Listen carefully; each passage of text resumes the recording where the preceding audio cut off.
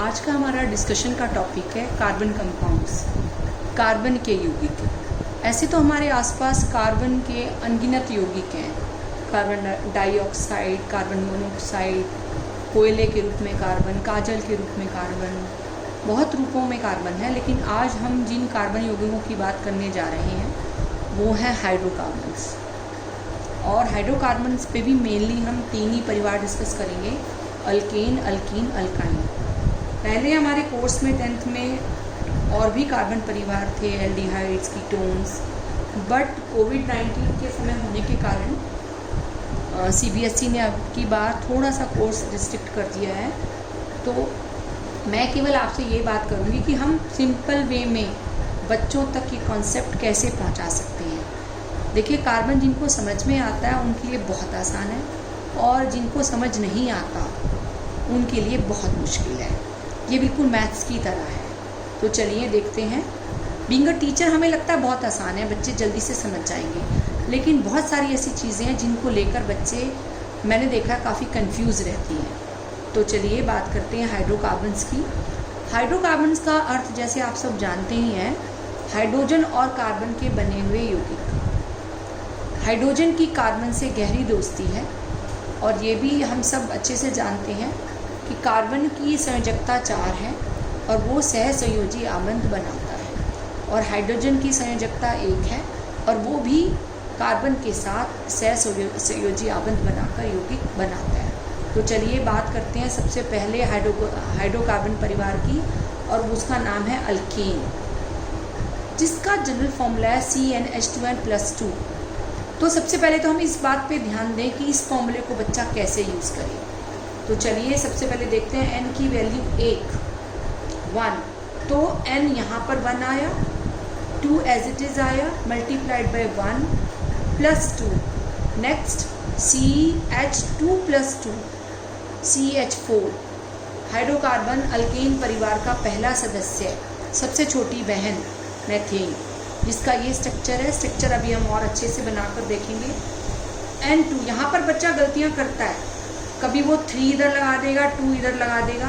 तो हमें उसको कहना है कि 2 जो है वो अगर इधर लगाना है तो इधर ही लगाना है आपको, और स्टेप वाइज सॉल्व करना है। अगर आप कोई भी स्टेप मिस करेंगे तो गलती होने की संभावना रहेगी। C2H2 multiplied by 2 plus 2, C2H4+2, C2H6 ethane. इसका स्ट्रक्चर मैंने आगे नहीं बनाया, अभी हम बनाएंगे। और ये भी हम बच्चों को पहली बार में क्लियर कर दें कि इन नामों को आप अच्छे से याद कर लीजिए, क्योंकि आगे जो भी परिवार हैं उनका नामकरण इन्हीं के आधार पर होगा। कार्बन की जितनी भी, हाइड्रोकार्बन्स की जितनी भी फैमिलीज़ हैं, तो 4 कार्बन वाला ब्यूटेन हो गया, 3 कार्बन वाला प्रोपेन हो गया। अब हम देखते हैं कि बच्चों को इनके स्ट्रक्चर किस प्रकार समझाए जा सकते हैं इंटरेस्टिंग वे में। तो ये देखिए, मेरे पास ये मैंने कुछ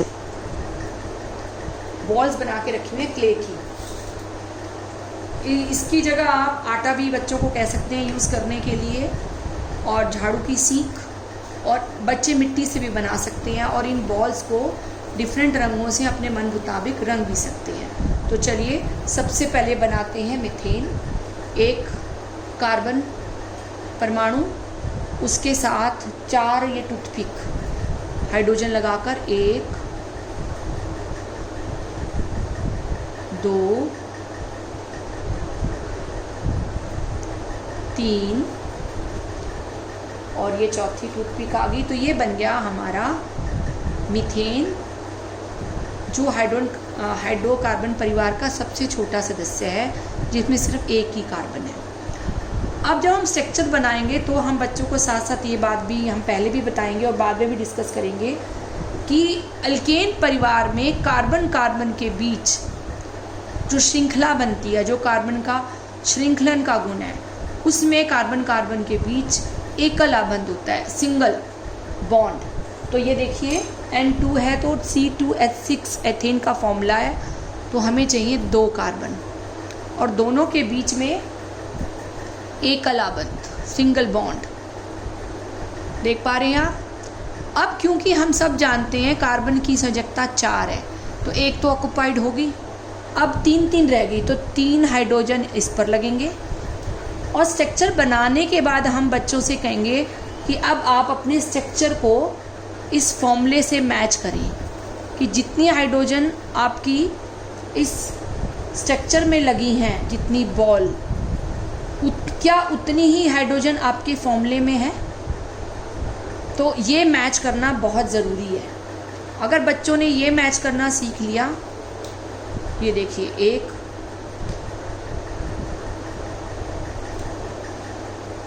और एक और, तो बच्चे जब खुद बनाएंगे, ये ग्रुप एक्टिविटी भी हो सकती है। तो ये बन गई हमारी मीथेन की बड़ी बहन एथेन। तो इसको यहाँ रख देते हैं। इसी तरह प्रोपेन, इसी तरह ब्यूटेन। ब्यूटेन की बात जब आती है तो बात आती है शाखित चेन की, यानी जब वो श्रृंखला बनती है तो वो ब्रांच कैसे होगी और वो स्टेट कैसे होगी। तो ये देखिए मैं 4 कार्बन ले लेती हूँ। ये चीज़ हमने आइसोमेरिज्म वाला टॉपिक भी है, इसमें हमने वहाँ भी डिस्कस किया है। तो ये देखिए ये हो गई, ये मैं यहाँ नीचे रख लेती हूँ। ये देखिए ये होगी स्ट्रेट चेन। ये चीज़ बच्चे को बताना बहुत ज़रूरी है क्योंकि यहीं कन्फ्यूजन होती है। स्ट्रेट चेन है। अब शाखित चेन की बात जब करेगा बच्चा तो वो ऐसे भी कर सकता है कि मैम ये होगी शाखित, या सर ये होगी शाखित, या वो इधर लगा दे कि ये हो गई शाखित। तो उसे ये क्लियर होना बहुत ज़रूरी है कि ये शाखित चेन नहीं है।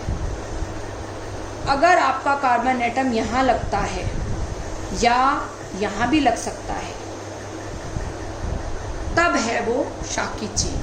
तो आइसोमेरिज्म का टॉपिक हम अलग से आपसे अच्छे से डिस्कस कर रहे हैं, पर बच्चे को ये किस तरह से कार्बन, पहले वो कार्बन की चेन बनाए और फिर बड़े आराम से उस पर हाइड्रोजन के एटम्स जोड़े और स्ट्रक्चर को समझे, तो वो इजीली इस चीज़ को समझ पाएगा। Thank you.